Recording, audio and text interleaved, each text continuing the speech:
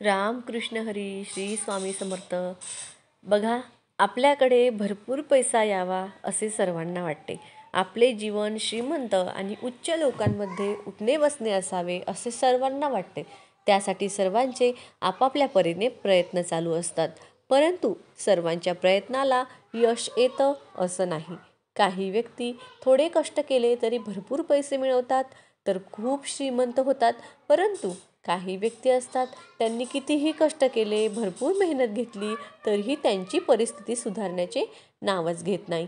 त्यांची गरिबी कधी त्यांची पाठच सोडत नाही. कधी कधी असे होते की घरात भरपूर पैसा येतो, परंतु तो लगेच निघून जातो. घरात पैसे येण्यापूर्वी जाण्याचे मार्ग ठरलेले असतात. आणि काही व्यक्तींचे उत्पन्न खूपच कमी असते. त्यांना आपल्या कुटुंबाचे पालनपोषण करण्यासाठी ते पैसे पुरत नाहीत.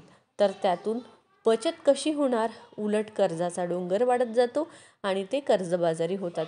जर तुमचे पण असे झाले असेल, तर या परिस्थितीतून बाहेर पडायचे असेल, परिस्थिती बदल करायचा असेल, तर फक्त जो उपाय आपण आज बघणार आहोत, तुम्ही ते श्रद्धा भक्ती भावाने मनापासून केले तर नक्कीच तुम्हाला त्याचा लाभ होईल.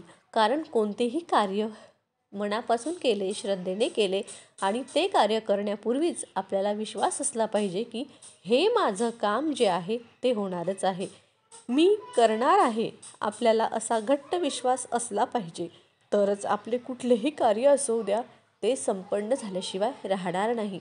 म्हणून मनात श्रद्धा आणि विश्वास ठेवून हे कार्य करावेत. म्हणजे फक्त 2च महिन्यात तुम्हाला या सर्वांचा प्रभाव जाणवेल की तुमच्या आर्थिक परिस्थितीमध्ये किती बदल झाला आहे.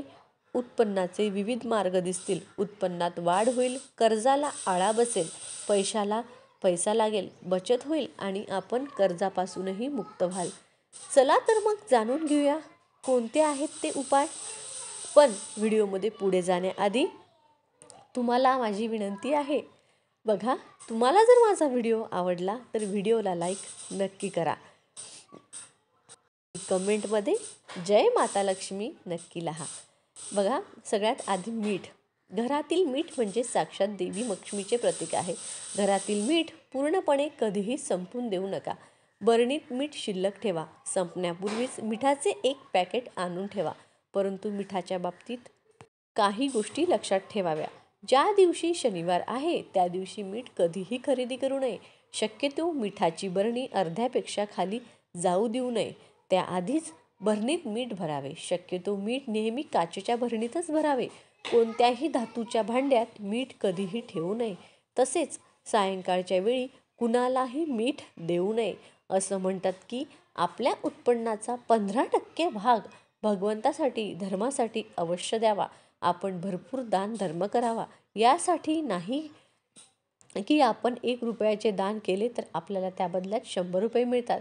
दानधर्माचे आपल्या शास्त्रामध्ये फार महत्त्व आहे.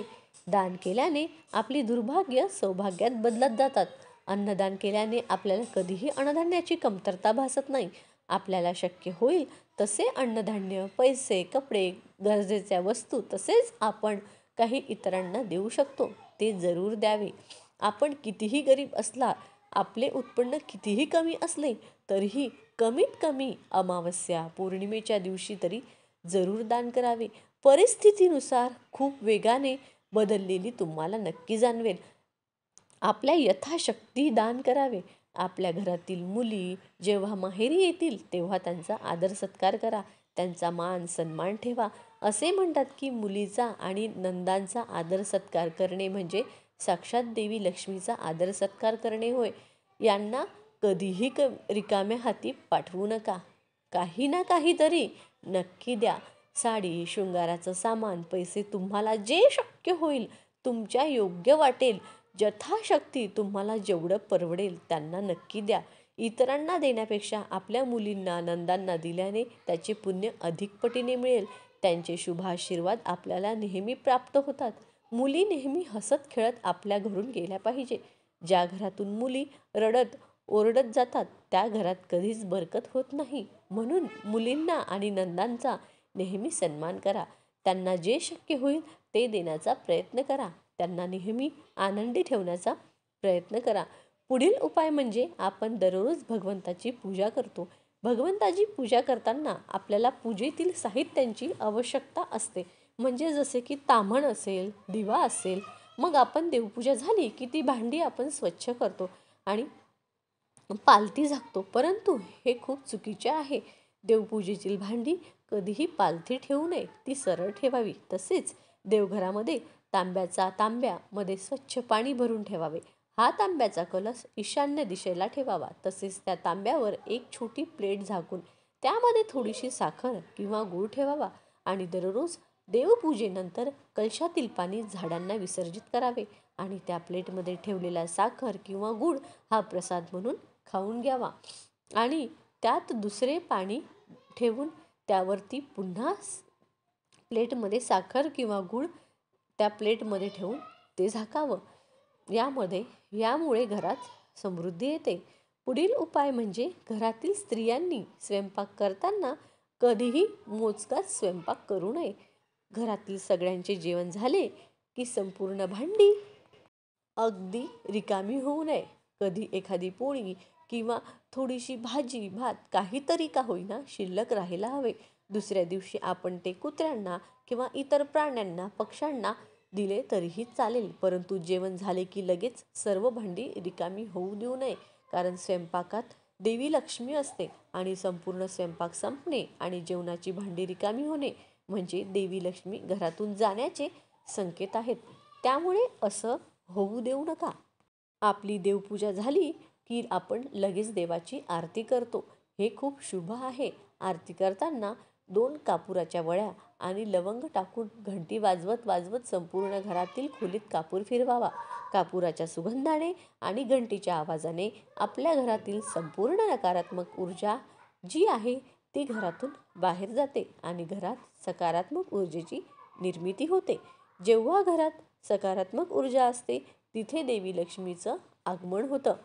देवी लक्ष्मीचा अखंड वास राहतो. म्हणून देवपूजानंतर घरातील प्रत्येक कोपऱ्यात कापूर आरती व घंटी फिरवावी. पुढील उपाय म्हणजे आपल्या घरात दररोज जो स्वयंपाक बनतो तो बनलेला स्वयंपाक जेवण करण्या अगोदर त्याचा देवाला नैवेद्य दाखवावा व नंतर जेवण करावे. यामुळे घरातील सदस्यांचे आरोग्य चांगले राहते. पुढील उपाय म्हणजे आपल्या दाराशी गाय आल्यास तिला पोळी व गूळ न देता हकलू नये. कारण गाय आपले दोष संकट हरण करण्यासाठी येते. कारण काय हे लक्ष्मीचं स्वरूप आहे. गाईला गूळ व पोळी अवश्य द्यावी. तसेच घरातील वडीलधाऱ्यांचा मान ठेवावा. कर्तव्याची जाणीव ठेवावी. कोणी आपणास मदत केली आहे हे कधीही विसरू नये. खाल्लेल्या मिठाला नेहमी जागावं. कोणाशीही कपट कारस्थानाने वागू नये. सर्वांशी चांगले आणि प्रेमाने वागावे. पैसे मोजताना कधीही थुंकी लावून मोजू नये. लक्ष्मीचा अपमान होऊन ती रुसते. पोथीची पाने ग्रंथाची पाने बोटाने थुंकी लावून उलटू नये, ते अशुभ असतं. हातात रोख रक्कम पडली की ती प्रथम घरी आणून देवापुढे ठेवावी. कुठल्याही परिस्थितीत त्यातील 1 रुपयाही खर्च करू नये. दुसऱ्या दिवसापासून खर्च करायला सुरुवात करावी. संध्याकाळनंतर विशेषतः दिवे लागणेनंतर कुणालाही पैसे देऊ नये. मोठी खरेदी सूर्यास्ता अगोदर करावी. सूर्यास्तानंतर मोठी खरेदी केल्यास पैसे दिल्यास लक्ष्मी नाश पावते. राहूच्या होऱ्यात पैसे देणे घेणे हा व्यवहार करू नये. उत्तर दिशा ही धनाची दिशा आहे. या दिशेला सजावटीचा फवारा किंवा फिश टँक ठेवल्याने घरात सतत पैसा येत राहतो व तो सत्कारणी लागतो. कपाट किंवा तिजोरीवर कोळ्याचं जाळं म्हणजेच जे कोळी जे जाळं विणतात ते जाळं, कचरा, भंगार, माल असं काही ठेवू नये. दिवाळीमध्ये जसे लक्ष्मीपूजन करता तसेच दर अमावस्येला करावे. व्यवसायाची घसरलेली गाडी नक्कीच रुळावर येईल. लक्ष्मी कृपेसाठी घरातील अन्न व दूध नेहमी झाकून ठेवावे व दर गुरुवारी तुळशीला थोडेसे कच्चे दूध अर्पण करावे. यामुळे घरात लक्ष्मीचे कायमस्वरूपी वास्तव्य राहते. गल्ल्यात एखादी तरी कवडी नक्की ठेवावी. गल्ल्यामध्ये पैशांचा ओघ सुरू राहतो. तिजोरीत, गल्ल्यात किंवा बँकेत रोख रक्कम ठेवताना महालक्ष्मीच्या नामाचा जप करावा. ओम श्री महालक्ष्मी नमः. जो मळकट कपडे घालतो दात स्वच्छ घासत नाही, कठोर बोलतो, जास्त जेवतो, सूर्योदय व सूर्यास्ताच्या वेळी झोपतो, त्याला लक्ष्मी कधीही साथ देत नाही. मुख्य दरवाजाच्या उंबरठ्यावर कुंकू आणि लक्ष्मीची पावले काढावीत. सूर्योदयाच्या वेळी लक्ष्मी घरात अतिथी रूपात प्रवेश करेल आणि परत जाण्याची कधीही नाव घेणार नाही. जे लोक ओल्या पायांनी झोपतात, पाय न धुता झोपतात, नग्न अवस्थेत झोपतात, त्यांच्या घरात लक्ष्मी येत नाही. घरातून कामानिमित्त बाहेर पडताना शर्टच्या वरच्या खिशात थोडे तरी पैसे नक्की ठेवावे. मोकळ्या खिशाने कधीही घराबाहेर पडू नये, कारण पैसा पैशाकडे जातो. हा लक्ष्मीचा सर्वात मोठा नियम आहे. जी व्यक्ती सूर्योदयापूर्वी उठून स्नान करते, देवपूजा करून कामधंद्यास सुरुवात करते, त्या व्यक्तीवर लक्ष्मीची सदैव कृपा राहते. तिजोरीचा दरवाजा उत्तर दिशेला उघडेल असा असावा. तिजोरीच्या वर जड सामान ठेवू नये. तिजोरी बीम खाली ठेवू नये, म्हणजे बीमच्या खाली तिजोरी ठेवू नये. तिजोरीत श्रीयंत्र आवर्जून ठेवावे. लक्ष्मी प्राप्तीसाठी फलदायी असते. पैशासंबंधीच्या कामासाठी निघताना उजवा पाय घराबाहेर टाकावा आणि मगच घराबाहेर निघावे. गणेश मंदिरात जाऊन गणपतीला लाल फूल वाहावे आणि एखादा अपंग किंवा भिकाऱ्यास पैसे देऊन त्याचे मन संतुष्ट करावे, म्हणजे यश नक्की मिळेल. लक्ष्मी प्राप्तीसाठी दररोज मूठभर भाजलेले चणे कबुतरांना खायला घाला, त्वरित अनुभव येईल. या साध्या उपायाने सुद्धा आर्थिक प्राप्ती वाढते. जेवल्यानंतर खरकटे हाताने पैसे किंवा देवी देवतांच्या फोटोला स्पर्श करू नये. यामुळे घरातील बरकत राहत नाही. कितीही पैसे कमवले तरी ते पैसे घरात टिकत नाहीत. घरामध्ये अन्न वाया जाणार नाही याची काळजी घेतली पाहिजे, कारण वाया जाणारे अन्न शाप देतं. परिणामी घरात हळूहळू दरिद्रता येते आणि आजारपण येतं आणि अशा घरात लक्ष्मी फार काळ टिकत नाही. अतिथी देवो भव असं आपल्या हिंदू संस्कृतीत म्हटलं गेलेलं आहे. त्यामुळे घरी आलेल्या अतिथींचे स्वागत मनमोकळेपणाने करावे. अतिथीला पाहून तोंड पाडणे, वेडेवाकडे करू नये. ज्या घरात अतिथींचा अपमान होतो त्या घरात कुठलीही देवता वास्तव्य करत नाही. जर तुम्हाला हा व्हिडिओ माहितीपूर्ण वाटला, उपयुक्त वाटला असेल तर व्हिडिओला लाईक नक्की करा. ओम श्री महालक्ष्मी नमः. राम कृष्ण हरी. श्री स्वामी समर्थ. जय गजानन.